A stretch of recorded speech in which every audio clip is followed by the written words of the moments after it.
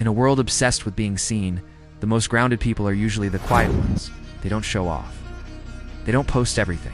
They don't chase attention. And somehow, they have more peace, more clarity, and more power than everyone else. If you think silence means insecurity, think again. Most silent people aren't afraid to be seen. They've just outgrown the need to be seen. And here's why. First, they don't need validation. These people don't narrate their lives. They don't post every win. They don't announce every move.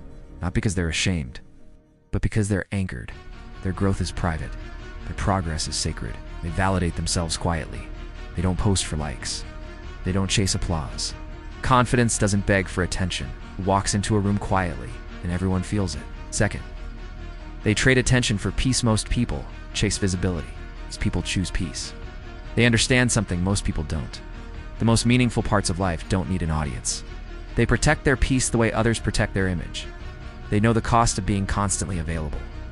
Being unseen is not weakness. It's leverage. They don't want access from everyone, only from those who matter. Third, they're not missing. Their mastering silence is often mistaken for absence. But silence is where the work happens. They're building, they're learning, they're becoming. While others are posting, they're progressing. They're not off the grid, they're on their own path. They're not checking in with strangers. They're checking in with themselves. You don't post when you're busy becoming. Mastery requires attention, and attention requires silence. Fourth, they're lone wolves by choice, not antisocial. They're selective.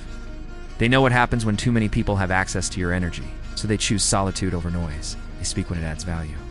They stay quiet when it adds strength. Their privacy is a boundary, and boundaries create power.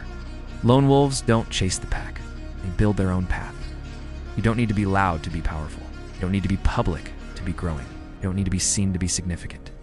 Sometimes the best move is to disappear and come back as someone undeniable.